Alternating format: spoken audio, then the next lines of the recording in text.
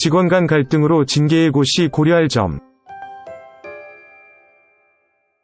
지난 7월 중앙노동위원회가 전국 노동위원회의 공익위원과 조사관을 대상으로 실시한 설문조사 결과에 따르면 직장 분쟁 예방을 위해 근로자가 가장 노력해야 할 사항으로 직원 간 상호 존중 27.9%를 꼽은 응답자가 가장 많았다고 합니다. 중노위는 이것이 최근 직장 내 괴롭힘 사건이 증가하고 있는 현상과 관련이 있다고 보았는데요.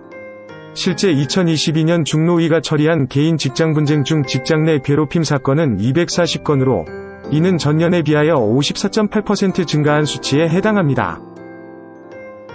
근로기준법은 직장에서의 지위 또는 관계 등의 우위를 이용하여 업무상 적정 범위를 넘어 다른 근로자에게 신체적 정신적 고통을 주거나 근무 환경을 악화시키는 행위로 규정하고 있습니다. 직장 내 괴롭힘은 실제 피해를 입은 근로자를 비롯하여 누구든지 사용자에게 신고할 수 있는데요. 사용자는 이러한 신고를 받은 경우 관련 법에 따라 피해 근로자에 대한 보호 조치와 사실관계에 대한 객관적 조사, 조사 결과에 따른 징계 등을 지체 없이 실시하여야 합니다.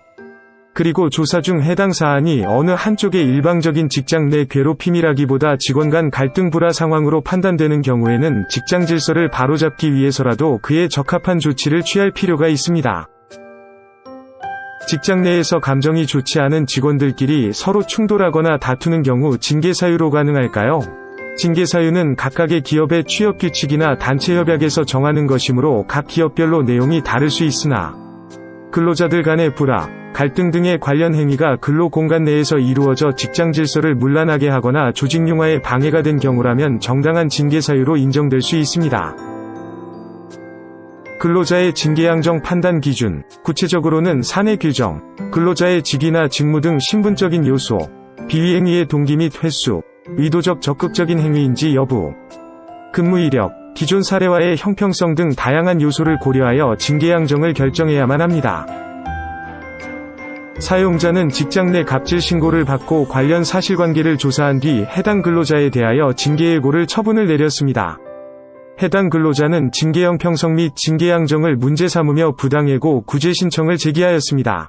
이에 근로자의 비위행위는 모두 징계 사유로 인정되나 그 비위행위에 비하여 징계 양정이 과하여 징계예고는 부당하다고 판정한 사건이 있었습니다.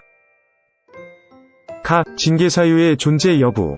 근로자가 신고인에게 2021년 9월 4일 팀장 사무실에서 폭언, 욕설, 위협 등을 한 행위, 2022년 4월 29일 쓰레기 분리장에서 고성, 폭언, 위협 등을 한 행위, 2022년 5월 25일 유니폼 관련 업무 시 고성, 면박을 준 행위, 2022년 5월 31일 업무상 주의를 빙자하여 소리를 지른 행위는 모두 징계 사유로 인정된다.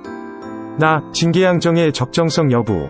첫 번째, 사용자는 신고인과 근로자 사이의 갈등이 존재한다는 점을 인지하였던 점. 두 번째, 사용자는 직장 내 갑질 조사 과정에서 신고인의 비위행위도 함께 인지하였고, 근로자와 신고인 모두 직장 질서를 문란케 하고 조직 융화를 방해하고 있다는 것을 인지하였음에도 근로자의 비위행위만을 드러내어 직장 내 갑질의 비위행위로 삼고 신고인에 대해서는 아무런 조치가 없다가 근로자의 해고 이후 다른 근로자가 신고인을 직장 내 괴롭힘 가해자로 신고하자 그때서야 신고인에 대한 징계가 이루어진 점. 세 번째, 근로자의 비위행위가 신고인의 도발, 불필요한 자극 등 신고인으로부터 유발된 행위라는 점도 배제할 수 없는 점. 네 번째, 사용자가 주장하는 근로자의 관리자로서의 능력 부족은 해고 이외의 다른 인사 조치로도 해결이 가능하다는 점 등을 종합할 때 징계예고의 양정은 사회통념상 현저하게 타당성을 잃어 과도한 것으로 판단된다. 징계 양정의 적법성 여부. 사용자는 징계 절차를 준수한 것으로 보이고 그 밖에 징계 절차에 하자가 없으므로 징계 절차는 적법한 것으로 판단된다. 초심의 판정단은 근로자가 신고인에게 4차례의 욕설, 폭언, 위협을 한 행위는 모두 징계 사유로 인정되나 이러한 징계 사유들은 단독 비위행위라기보다는 신고인과 쌍방 대화를 하는 과정에서 발생하였고 대화 상대자인 신고인은 정직 2개월의 징계를 받아 징계예고와의 형평성이 맞지 않는다는 점 등을 바탕으로 근로자에 대한 징계예고는 부당하다고 판정하였습니다. 재심에서도 그대로 유지되었습니다. 근로자의 비위행위에 대하여 모두 인정하면서도 직장 내 갑질 조사 과정에서 사용자가 직장 질서 문란 및 조직 융화 방해의 책임이 근로자와 신고자 모두에게 있음을 인지하고 있었던 점 등 종합하여 해당 징계해고는 사회통념상 현저하게 타당성을 잃어 과도한 처분이라고 판정하였습니다. 노무법인 로엔이 함께하겠습니다. 징계양정의 결정에는 여러 요소를 고려하여 너무 과하거나 형평에 어긋나지 않도록 주의가 요구되므로 관련 경험 지식을 보유한 전문가의 조력을 받는 것이 현명한 방법입니다. 직원 간의 갈등 및 불화로 어려움은 경험하고 계시다면 충분한 경험과 전문성을 가진 노무법인 로엔과 함께 하시길 권해드립니다.